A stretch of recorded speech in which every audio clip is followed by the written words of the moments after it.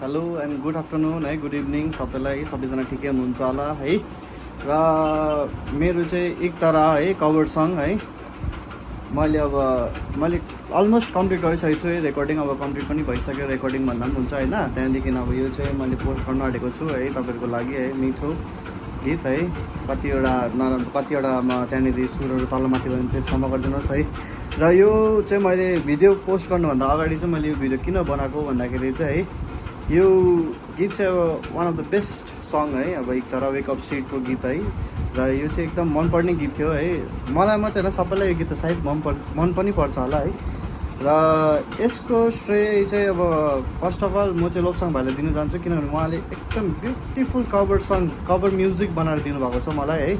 र उहाँलाई धेरै धेरै धन्यवाद है। सानो भाइ छ है, उहाँलाई धेरै धेरै धन्यवाद है। सो हेर इट है, र त्यसको लाइक कमेन्ट सेयर, र युट्युबमा फर्स्ट अफ अल है @नितेश रकिन भनेर अब मतलब युट्युब च्यानल छ है, त्यसमा चाहिँ गएर तपाईँले एकपल्ट यसो ट्याङ्गे गरेर सब्सक्राइब बटन चाहिँ दबाइदिनुहोस् है।